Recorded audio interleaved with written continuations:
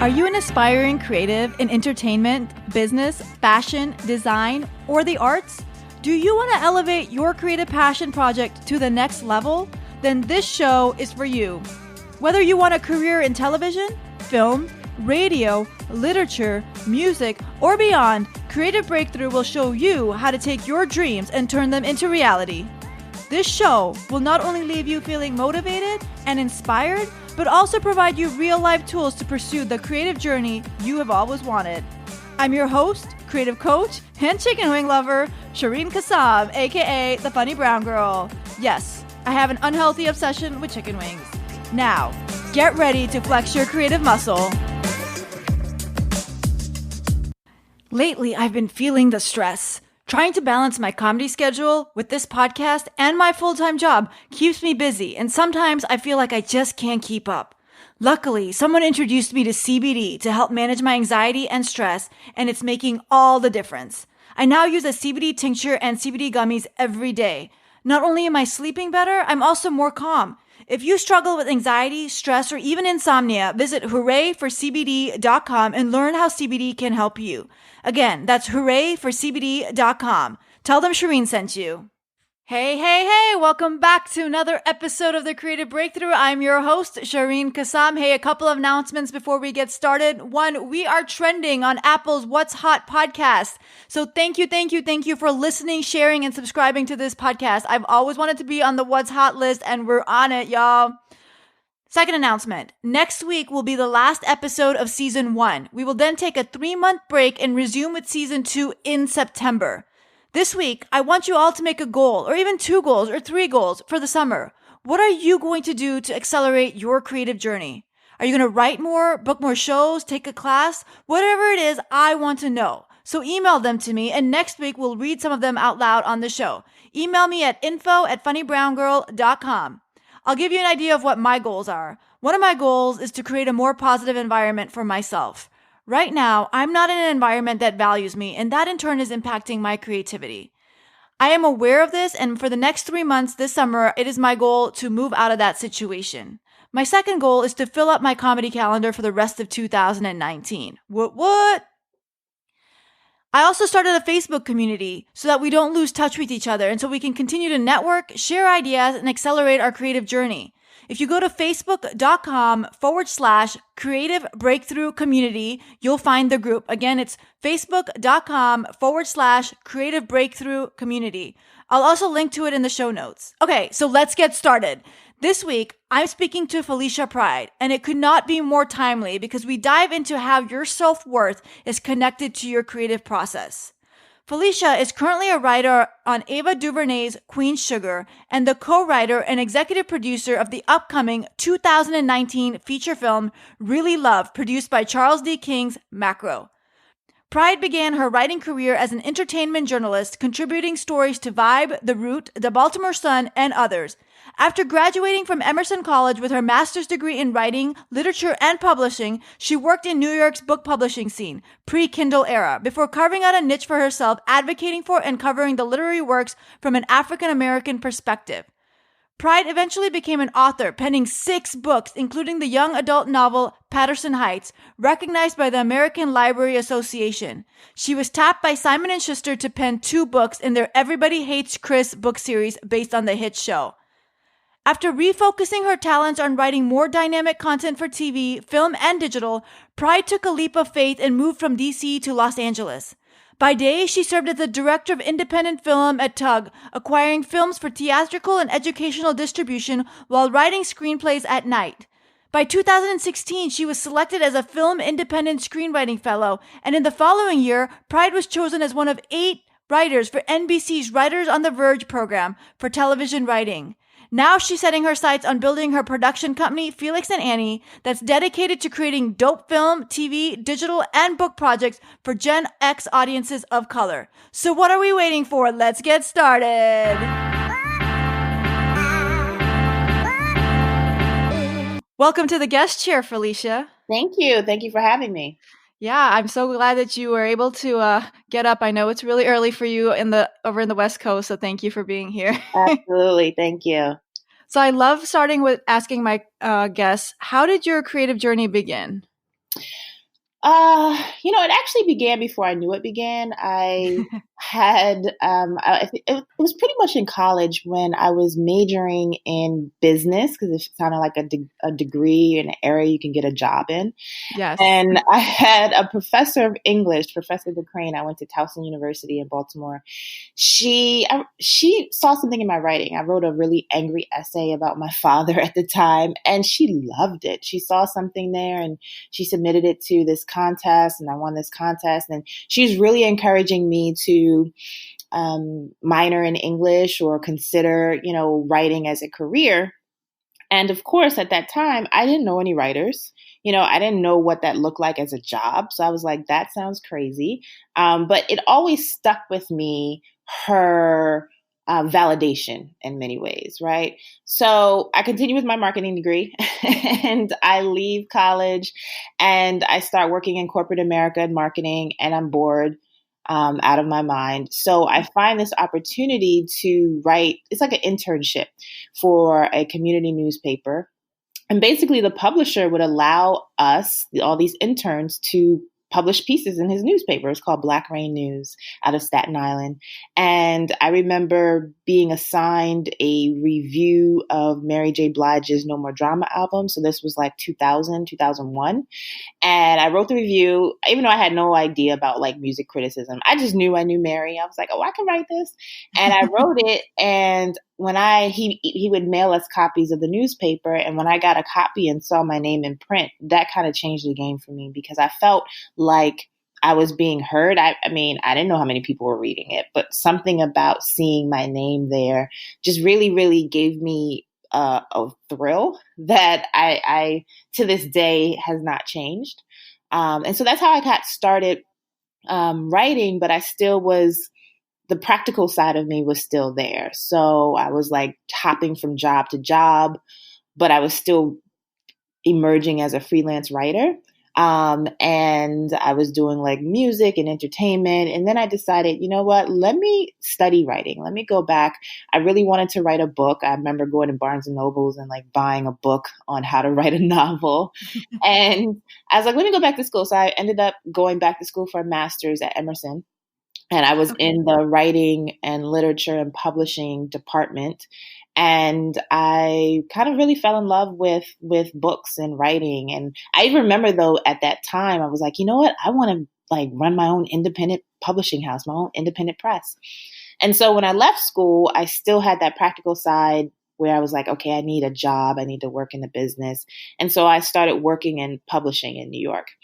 On the side, I continued to write, and I started to focus a lot on writing about books as well as writing about publishing from an African American perspective. So I would interview editors and publicists who were working in the business who were Black.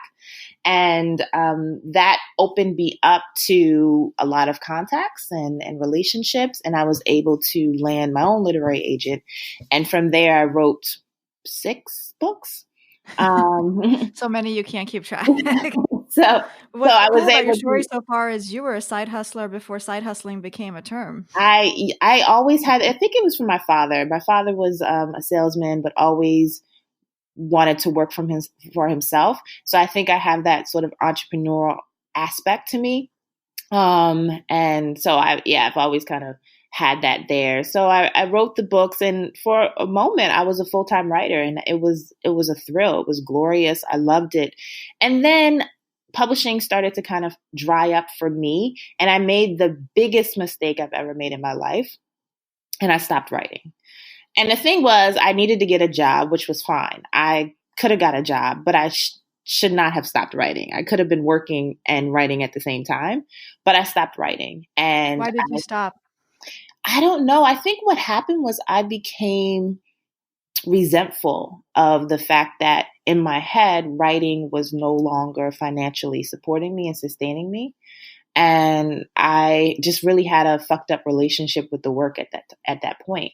I didn't realize that I was putting too much pressure on writing, and I just kind of walked away from it. And I opened up a consultancy where I was doing marketing and outreach for films and books. And so I did that for quite some time. And I came to a point about about 5 years ago, where I was just creatively bored. I was not satisfied. I was burnt out. I was tired of chasing checks.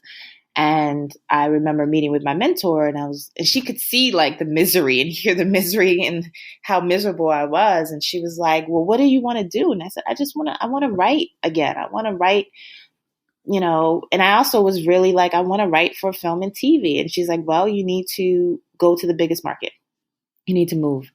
And at that point, I never thought about moving to LA because I thought I would have fun when I visited, but I still was like, it's too far because I was living on the East Coast at the time. And I was like, the people are weird. And I had all these reasons Yes, they why are. I could not move. But when she said that to me, it made so much sense. I was like, yes, that's what I need to do. Because I'm the type of person who needs to be backed into a corner so I can come out swinging. And I was like, and I needed to shake shit up, quite honestly. I was like, I need to shake shit up. I'm going to move. And I moved about 4 years ago. And it was one of the best decisions I've made because I needed that. I needed that time to kind of be with myself creatively, emotionally. There was just a lot of stuff I had and a lot of junk that to this day I'm still clearing out. And I also, because I didn't recognize then the strong connection between craft and self-work.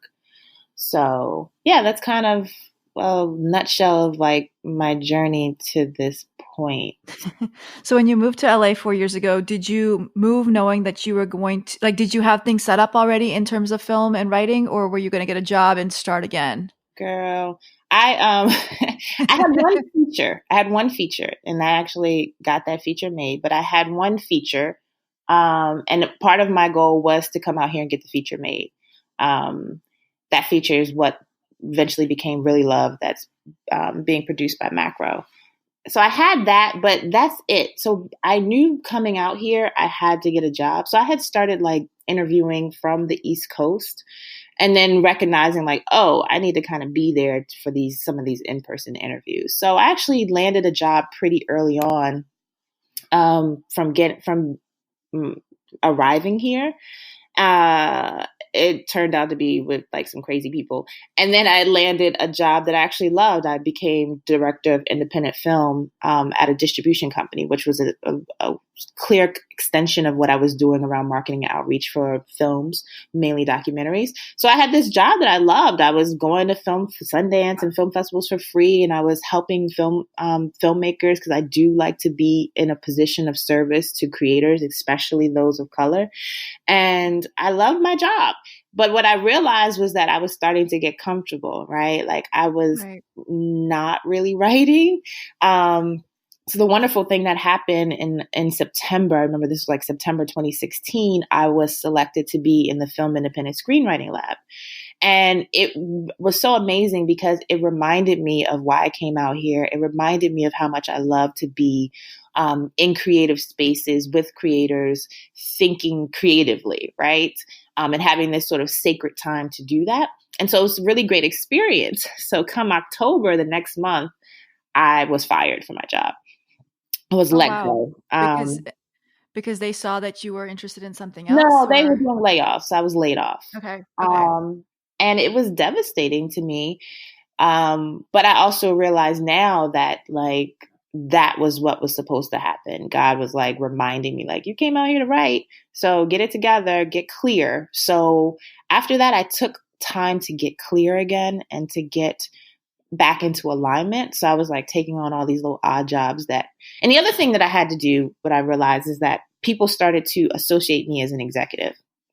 And I came out here to write. So I started taking all these odd jobs that no one knew about to like pay my bills. But I started to psychologically shift and put the writing first, and actually also physically put the writing first, and also reposition myself as a writer because people forgot. I forgot, So that time was like me really, really digging my heels back into and clawing my way back into being a writer again. So I was taking classes. I got a career coach who focuses on TV and film writers.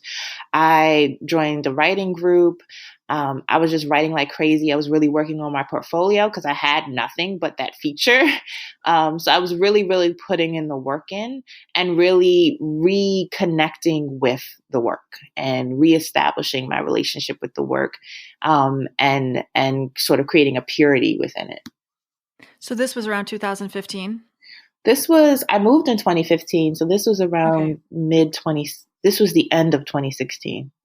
Okay. Yeah. So tell me a little bit more about the coach. Like, how did the coach help you kind of reinvigorate yourself and find Yeah. yourself So again? Especially because, sorry, I want to add on to that because I'm assuming you were stressed out, right? Having to do these odd jobs to pay your bills and stuff. So how do you even keep the creativity going when you're so stressed?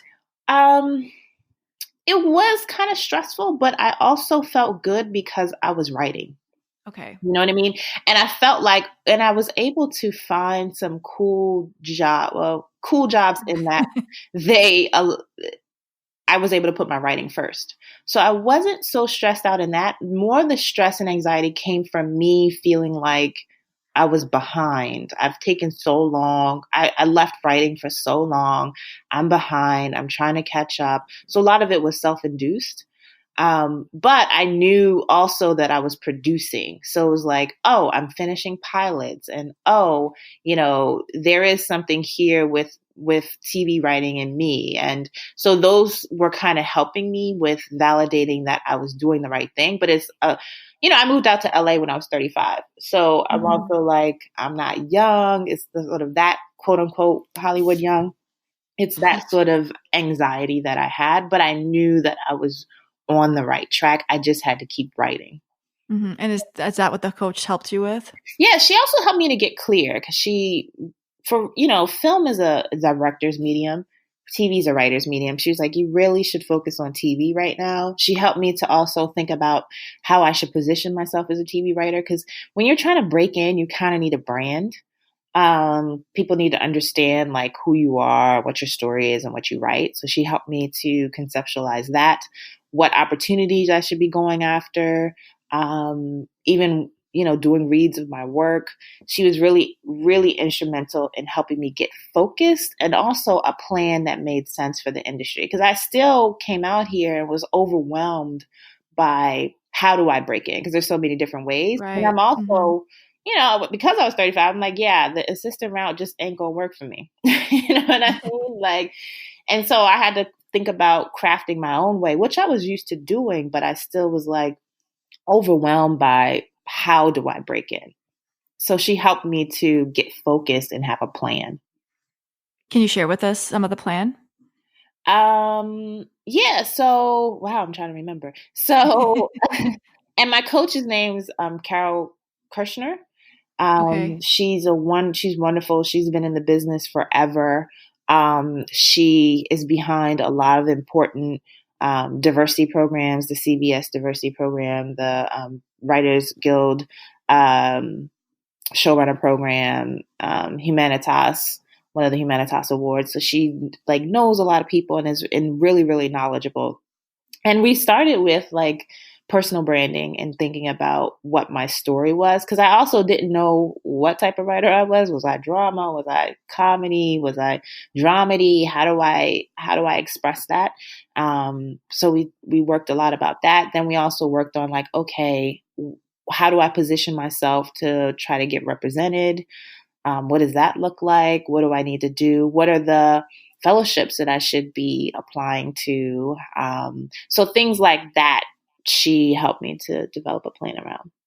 Okay, cool. So I know you earned a spot. Like you mentioned you earned a spot in the Film Independent Screenwriting Lab, and then you were part of the NBC's Writers on the Verge program. Yeah. So can you talk to us a little bit, like what advice would you have to creatives about such competitions, and like what do they need to be working on or focusing on to get a spot in those coveted programs? Yeah. One thing I would say is that um, I think sometimes people put all their eggs in one basket.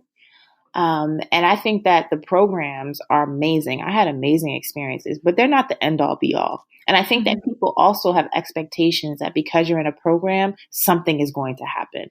And I've been learning over this journey is that to release myself from expectations and specific outcomes. And also, I don't expect anybody to do anything for me. So I'm also sort of, which helps me to operate from a place of gratitude more often and Yes. surprise, like, oh, wow, like you didn't have to do that, because people don't have to do anything for you. And I think also as creators of color, we kind of know that it's different for us, right? So I tried to release my expectations from things, and going into the fellowship process, I was new to I didn't know that how big of a deal it was out here. Like I applied the first year I moved out, and then I didn't apply the second year, and I applied the third year. And while I did position myself more to have success, people take it very, very seriously. I think almost too seriously. Like, and I think that because the most important thing is the work. So, what I did do is I took like a fellowship class from Script Anatomy. They teach a bio class, because I didn't realize how important the bios are as part of your application, and how important your story is, and also your ability to be vulnerable, right? Not just on the page, but through through the interviewing process. And I think sometimes as writers, we don't nurture that side of us. And it's really, really important, particularly if you want to be a TV writer, because you have to go into the room and like share, you know what I mean? And so I find that sometimes writers, we're great on the page, but our social skills are not where they need to be. So through that process, I kind of learned that. And so I would recommend, number one, of course, getting your work as tight as possible, your portfolio. And, a lot of the programs, they want a spec script and they want an original pilot. And I would recommend for your spec script to take a risk. So I wrote a Atlanta spec script that was very risky, and it allowed me to stand out. If you think about, like you said, they are coveted, they get tons of applications. How can your spec stand out? Also, my original pilot tonally was similar to my spec, so it was cohesive in that way. I think that helps a lot. And then also the story that I told was cohesive with the tone of my pilots. And so I think that putting that effort into the application goes a long, long way, and putting that effort into your story goes a long, long way. And then after you do the work, release. Like you can't control, it's out of your control. As long as you've done your best, then that's all you can do. And so I'm always like, release and then go and write something new and keep writing, because I think that people put so much pressure on, like, they have, like, if they don't get it, they're never going to break through. And I'm like, nah. And I think that my attitude about it actually opened me up to be selected, honestly. Where do you draw your inspiration from to keep writing? Well, I don't need inspiration to write, or motivation to write anymore, because I've been in a place where I was not writing, and I do not want to go back there. And also I just love it. I love writing. So for me, where do you get the inspiration for the stories that you tell? A lot of it comes from my life. And when I say my life, that includes like everybody in that orbit. So a lot of that comes from there. And then a lot of it also comes from source material. Because I worked in book publishing, because I wrote books, one of the things that I really am interested in and really going after is adaptations of books, particularly by people of color, because there's so much gold out there that I don't know. Sometimes Hollywood will option it, but I don't know if they know how to bring it to screen. So that's one thing that I'm really, really interested in. How do you do that? Like, so you mentioned you landed a feature film with Macro, which is a leading authoritative media brand representing the voice and perspective of people of color. But you took them a script. So how do you transition from taking your film from page to screen? Yeah, I mean, the director and I, Angel Christie Williams, we met. We're both from Baltimore. We met out here. We met kind of like we were meant to meet, because I was like, she was like, oh, what do you do? It was like at a cookout. And I was like, oh, I'm a writer. And I was like, what do you do? She's like, my director. I was like, oh, what type of stuff do you direct? She was like, I really want to direct a romantic drama. And I was like, I got one. from there, we started to work together to redevelop the script. And it was she and I who went in and pitched it to Macro. And we went in maybe twice to pitch before they were like, yeah, let's do this. And so that was my role in that part in terms of, and then, pre-production and all that happens where the director picks up and takes over. But it it sounds easier than what it was because I wrote the first version of this script 10 years ago. And in between then and now, a lot of things happened. A lot of mistakes were made. I had no idea how to try to make this film. So I learned a lot. But then once I came out here and was able to connect with Angel, we were on one accord. And, my sort of background in distribution and understanding how companies buy films, not just when they're finished, but also what they're thinking about on a script level. I also helped in determining buyers that might be interested in this type of project and at this budget level. So yeah, I feel like every story is different on how you bring it from page to screen. At that point I was unrepresented. We were both not repped. So it was a lot of going through our own networks and connecting with people and letting them know about this film. And we had this script. And so, yeah. So you mentioned networking twice. How would you say, would it be, how important is it to have a network or support system or even mentoring in this field? It is invaluable. I don't know how you do it without it. I'm serious. Like, I feel like, well, there's three parts. So networking, I'll start with networking. My father would always say that classic line, your network is your net worth. And it's absolutely true. I feel like most of all of my opportunities have come from networking, have come from my network, have come from the relationships that I have. And so I take that very, very seriously. And I think that's also, as writers and as people who like to be in the back cave alone writing, we have to realize how important it is to foster relationships. So I take that very, very, very seriously. And then in terms of support system, one of the things that have gotten me through is my writers group. I have a amazing writers group. We are multicultural. Let's see, we have April, who is Asian, fantastic, half hour, but now she writes on hour longs. Jimmy Masquetta, who is Mexican, just finished the CBS, the ABC program and was staffed. Elena, who is part Mexican. Roche Jeffrey, who is Elena Crivello. Roche Jeffrey, who is Black. I'm Black. And then we have our little L'Oreal, who's 25 and who's Jewish. And she's a fucking beast.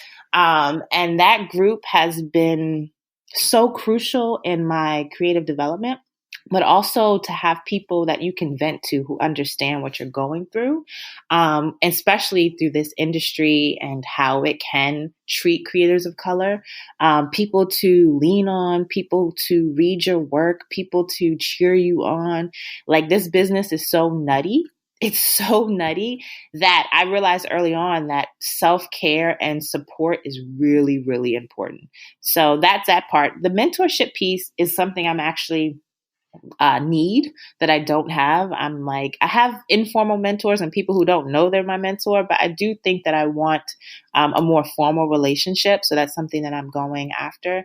And then there's self-care that I prioritize. I do yoga, I do hot yoga, meditation, hiking, therapy, all of that in order to stay grounded, because the business is nutty and I see how it can make you misaligned in many, many ways. Mm-hmm, for sure. Just really random, between your writers group and then you're a writer in the writers room for Queen Sugar, what would you say is the average age? Well, I'm the oldest in my writers group. Okay. And L'Oreal is the youngest at, I think she's turning 26. In the room, I'm in the middle. Okay. Yeah, I'm in the So middle. it's never too late then, is what you're saying. Really, No, and anybody I could would be. say that for TV writing in particular, I have used my age to an advantage for myself because I have so much life experience and so much just varied experience because I've done so many odd careers and jobs running away from writing that I use that as an advantage because I'm able to bring that into the room. And the TV writers room, is not just about how good you are on a page, but and how you can deconstruct story, but also, your ability to generate story. And I think that, at least in my opinion, from my perspective, because I've had life experience, I have a lot of stories to tell. You know what I mean? And so that and also just coming out here, I think one of the reasons why I've been able to move in people's eyes as quickly as I've been able to move, because I've sold a show, I sold a feature, and I got staff literally in a year, is because of the maturity that I have and my ability to, like, just that maturity around knowing people and knowing how to work with people and work around people. And I think that's aided me and has been to my benefit. Now, of course, I have those times where I'm like, damn, if I was moved out here at 25, but I don't know what my journey would have been. I think everything happens for a reason. I think that, and I have to know that I am in the right time, right space at the right time. Right. No, that's super important. I think a lot of us think we've passed that age when we can move to LA or we can pursue our dreams, but you're like a real life example of like everything happens for a reason and move at our own pace and it'll still work out positively. Absolutely. And I mean, that comes from a lot of the self work that I do, and a lot of, because we have so much conditioning, especially as creatives, which, is a job that people, have so many misconceptions about. And also that sometimes people look at us so like we're weirdos and that we're not as accomplished and we're not this and we're not that the self work is really important to keep us grounded. So yeah. So you had mentioned earlier in the conversation when we were talking about writing competitions, you had mentioned things are different for us. Can you talk a little bit about the challenges or struggles you have had to overcome or the hurdles you've had to jump across to kind of prove yourself because things are different for us? Yeah. I think there's the sometimes the misconception. There's a few things happening, right?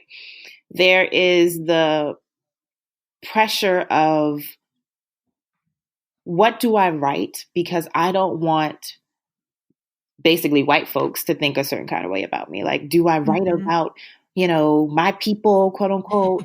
Do Yep. I not write about my people? And actually, a writer I know had hit me up on like Messenger, was like, she wanted to write an insecure spec, but was concerned that people would expect her to write. And when we say people, we're saying white people, right? Expect her to write that. And I was like, well, and I think this is also where age comes in. I was like, I rarely concern myself with the white gaze. And I'm like, write what you love. My first spec was a Broad City spec because I love that show.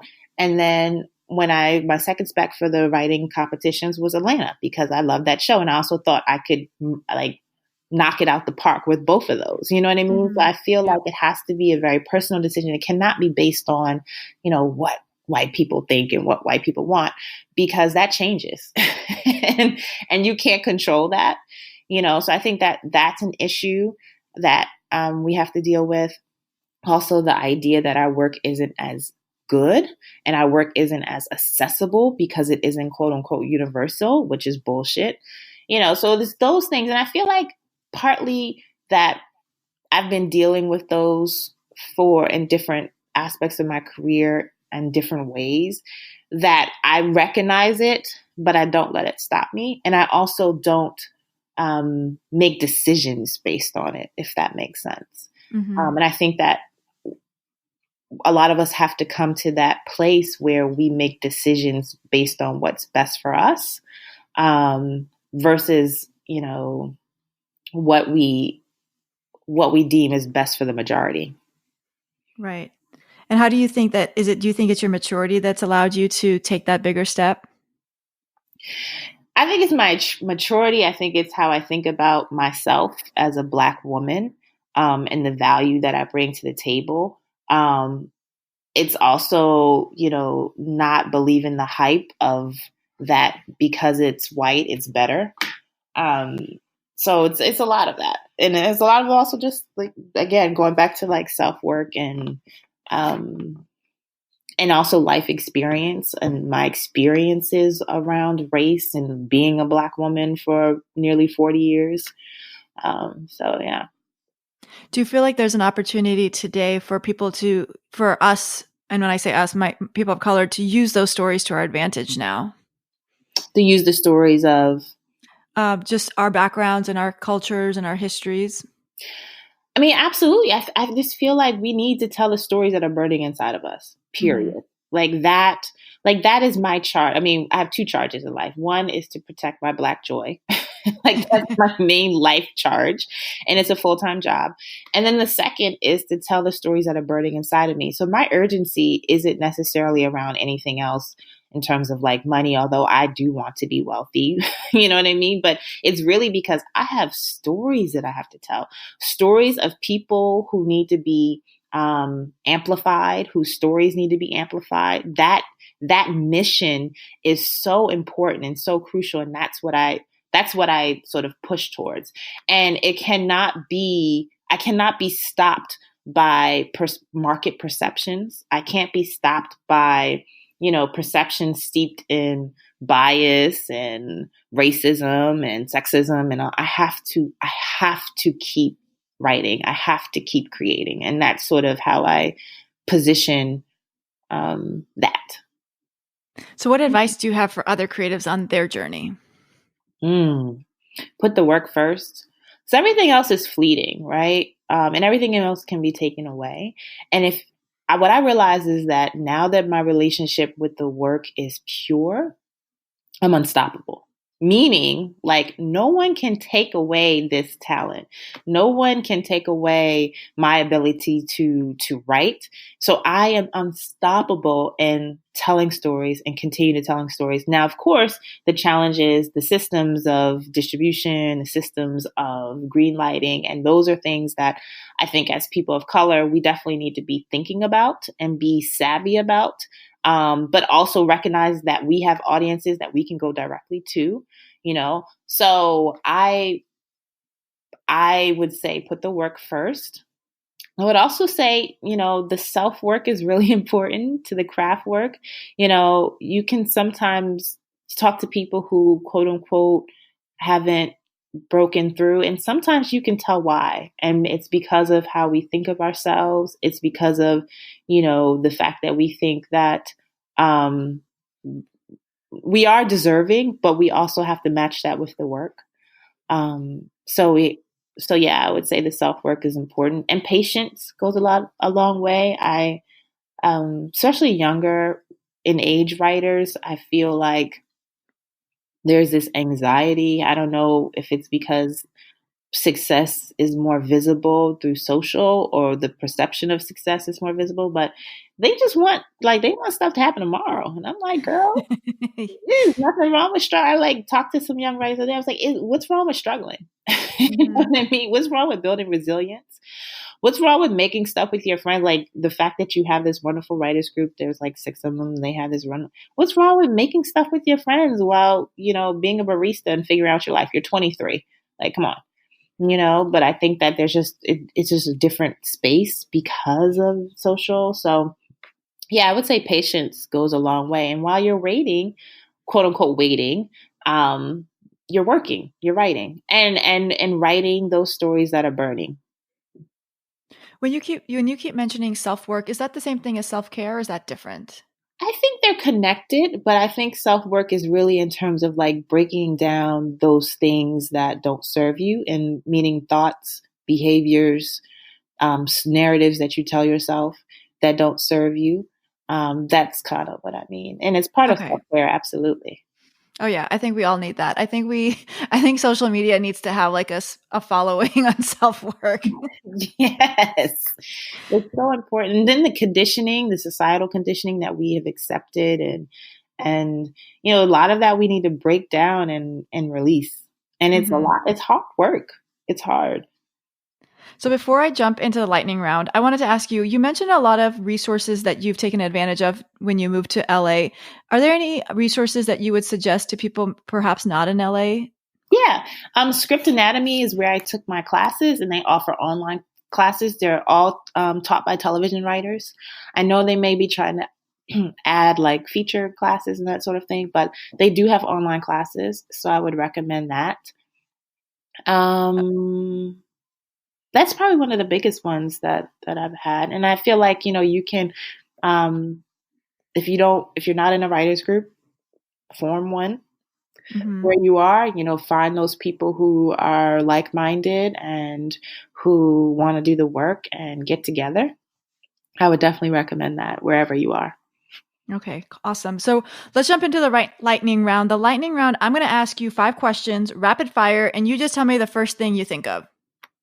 Okay. Cool? Okay. Yeah. Question 1. What's the best piece of advice you've received? People want to get on a moving train. People want to, so like don't get on it or get on it? No, people want to get on a moving train, meaning generate heat and get your train moving, and you'd be surprised how many people want to get on it. Ah, okay. I like that. Ava DuVernay told me that. Oh, no way. Awesome. I was going to just tell you put it on a t-shirt, but I guess it's taken. What's your definition of success? Oh, gosh. I think being prolific. Being prolific is because I think everything stems from the work for me. So if I'm prolific in my work, the money, the joy, the creativity, the freedom comes from that. And then I guess the second answer would be freedom of all kinds. Professional, financial, creative freedom would be success. I like that one. Who inspires you and why? Oh gosh. And it's supposed to be the first. My first person that came to mind is my mother. She's the reason why I'm able to do this. She made many choices that allowed me to do this. And so I also feel a sort of responsibility of like an obligation. Like I have to follow this talent. I have to put it to use because my mother made a lot of sacrifices for me to do that. What's a habit that's helped you on your journey? Listening to self-help audiobooks. Like I was listening to one this morning. They've really helped to, again, keep things grounded. And then also I go hiking every day with a friend, every Sunday with a friend where we're able to vent about the business and also get in some steps. So that's been a habit that's been helpful. Is there any self-help tapes or books you recommend to creatives? Oh gosh, I have a long list. But right now I found this new podcast I like called the Mind Your Business podcast. Cause like my theme for 2019 is to mind my business literally. And I actually like it a lot. So it's new. So, I'm not completely co-signing, but I do like it. Okay. Well, listeners, you can take a listen. I give you permission only after you've listened to this one. Exactly. What do you want your legacy to be? Well, one of the things that I run this service called the Create Daily that I started in 2012. Started at is sending one email a day to creators, specifically creators of color.